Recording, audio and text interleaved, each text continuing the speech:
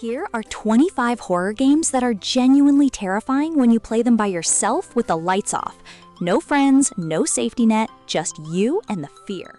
Starting with number 1, Outlast is the game that basically set the standard for modern survival horror. You are a journalist trapped inside a psychiatric asylum with nothing but a camcorder. You cannot fight back, you cannot defend yourself, and the only thing standing between you and the monsters is how fast you can run and how well you can hide. The night vision mechanic makes everything look worse, and the constant battery drain keeps the tension at an almost unbearable level the entire time you play. Coming in at number 2, Alien Isolation puts you inside the alien universe in a way that no other game has managed to pull off. You play as Amanda Ripley, tracking the fate of her missing mother on a crumbling space station. The xenomorph hunts you using sound and movement, and it genuinely learns from your behavior. There is no killing it. You just survive, room by room, corridor by corridor, with your heart hammering the entire time you play. Number 3 on this list is Amnesia: The Dark Descent. And if you have never played it, you need to understand that this game essentially created the template for defenseless first-person horror. You play as Daniel, waking up in a dark castle with no memory, and your sanity literally deteriorates the more you see terrifying things. The sound design alone is enough to keep you checking corners for hours after you stop playing.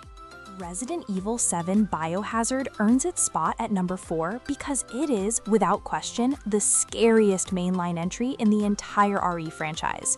The shift to first person was the best decision Capcom ever made for pure horror. You are trapped in a decaying plantation home being hunted by the Baker family, and the early hours of this game are some of the most consistently terrifying in gaming history. It is uncomfortable and claustrophobic in all the right ways. The Silent Hill 2 remake at number 5 is one of the most important horror games of the past few years. Bloober Team rebuilt this psychological masterpiece from the ground up, and the result is deeply unsettling in a way that gets under your skin. The monsters are psychological reflections of James Sunderland's guilt, and the sound design creates a tension that never fully releases. Playing this alone at night is a genuinely uncomfortable experience that stays with you well after you finish. SOMA lands at number 6, and while it does not rely on jump scares or monster chases, it might be the most psychologically disturbing game on this entire list. It is a deep-sea sci-fi horror game that asks brutal questions about consciousness, identity, and what it means to be human. The atmosphere underground is suffocating, and the existential dread it builds is unlike anything most horror games attempt. Do not look up the story before you play it. Landing at number 7, Visage is an incredibly underrated haunted house game that does not get nearly enough attention. You are trapped in a sprawling suburban home connected to decades of violent history, and each chapter follows a different tragic ghost. The house fights you at every turn. Sanity mechanics punish you for staying in the dark, and the pacing is slow and deliberate in a way that makes every noise feel genuinely threatening. This one is a slow burn that rewards patience. At number 8, Layers of Fear puts you inside the deteriorating mind of an obsessive painter trying to complete his masterpiece inside a Victorian mansion that literally transforms around you. Rooms rearrange themselves while you are walking through them, hallways loop back into unexpected places, and the psychological horror compounds with every chapter. It is not about monster chases, it is about watching a person completely unravel, and it is deeply effective. Number 9 goes to Outlast 2, which takes the helpless survival formula of the first game and cranks up the brutality to an extreme level. You are a journalist trapped in an Arizona desert community controlled by a doomsday cult, and this one is genuinely harder and more relentless than the original. The sequences in the cornfields at night are some of the most terrifying designed moments in any horror game. And the religious imagery adds a layer of deeply unsettling dread throughout the entire experience. The Evil Within at number 10 is a survival horror game that throws you into a fractured, nightmarish reality with scarce resources and some truly horrifying enemy designs. Sebastian Castellanos investigates a mysterious transmission and ends up trapped inside a world that makes no logical sense. The tension between action and helplessness is handled really well here, and some of the environmental set pieces are genuinely shocking. It deserves more recognition as a standout solo horror experience. Coming in at number 11, Amnesia: The Bunker strips the survival horror formula down to its most nerve-shredding elements. Set in a World War I bunker, you are alone in the dark with a creature in the walls that is never fully scripted, which means it behaves differently every single playthrough. Resources are limited, the generator runs out constantly, and the darkness works against you in every possible way. This is the best entry in the Amnesia series and one of the most tense games on this entire list.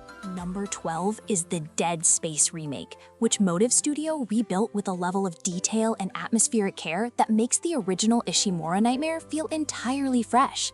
You play as Isaac Clarke, alone on a mining ship overrun by grotesque necromorphs, and the sound design is so precise that you hear every pipe, every scuttle, and every distant moan as a potential threat. The tension never lets up, the pacing is excellent, and the dismemberment mechanic keeps combat feeling desperate and dangerous throughout. Phasmophobia at number 13 is most famous as a multiplayer experience, but playing it solo completely transforms it into something far more frightening. When you are alone in a haunted location with no one to laugh with or talk to, the ghost hunts become genuinely terrifying, and the investigation process turns into a slow, paranoid crawl through every room. The game has received massive content updates and plays better than ever, making this solo experience one of the most underrated ways to engage with it. Five Nights at Freddy's Security Breach earns its place at number 14 as the most ambitious entry in a franchise that defined a generation of horror gaming on YouTube. You are trapped inside a massive entertainment complex overnight, being hunted by animatronics, and navigating the layout while managing threats from multiple directions creates a persistent sense of dread. The sheer size of the environment and the unpredictability of the enemies makes solo play feel genuinely overwhelming in the best possible way. At number 15, Little Nightmares 2 is a side-scrolling horror platformer that manages to be deeply unsettling despite its stylized aesthetic. You play as a small child navigating a world where every adult is monstrous, and the scale design makes you feel tiny and vulnerable throughout the entire experience. The environments shift from creepy schools to hospital corridors, and the atmosphere of helplessness is remarkably well maintained.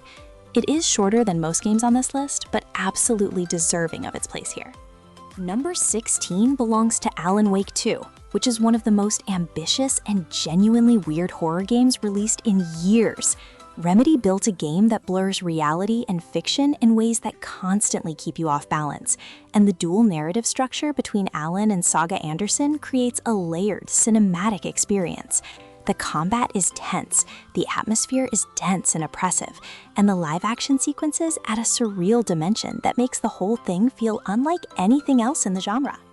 The Forest at number 17 is an open-world survival horror game where you crash land on a peninsula inhabited by cannibalistic mutants after a plane crash. What makes it so effective for solo play is the sense of genuine isolation, especially during the early nights when you are not yet prepared for what comes out of the trees. The procedural mutant behavior keeps things unpredictable, and the cave systems beneath the forest become increasingly disturbing the deeper you go into the game.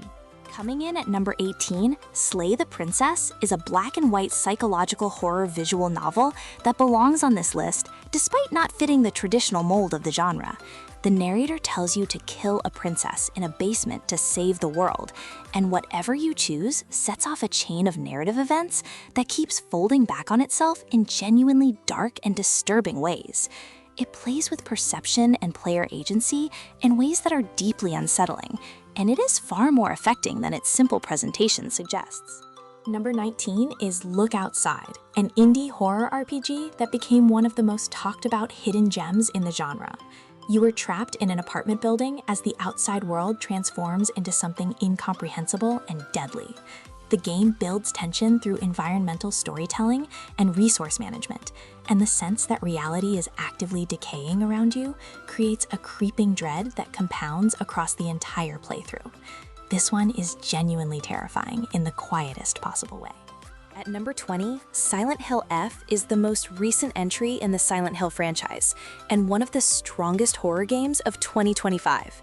Set in 1960s Japan, the game replaces the industrial fog of the classic games with organic fungal horror, and the result is a completely fresh visual identity that still carries all the psychological weight the series is known for. The story deals with guilt and trauma in the way only Silent Hill can, and playing it alone makes the atmosphere feel suffocating and deeply personal. Cry of Fear earns its spot at number 21 as a free-to-play psychological horror game that absolutely punches above its weight. Originally a Half-Life mod that became a standalone release, it follows Simon through a broken, nightmarish version of a Swedish city as he confronts his own mental deterioration. The creature designs are disturbing and original, the atmosphere is consistently oppressive, and the fact that it is completely free makes it one of the most accessible entries on this entire list. The Mortuary Assistant lands at number 22 because it is one of the most uniquely uncomfortable horror games in recent memory. You work night shifts in a funeral home preparing bodies for cremation, and demonic entities slowly make themselves known throughout your shift. The mundane, procedural nature of the work makes the horror intrusions feel deeply wrong in a way that is hard to shake. This one builds dread through normalcy better than almost any other game on this list.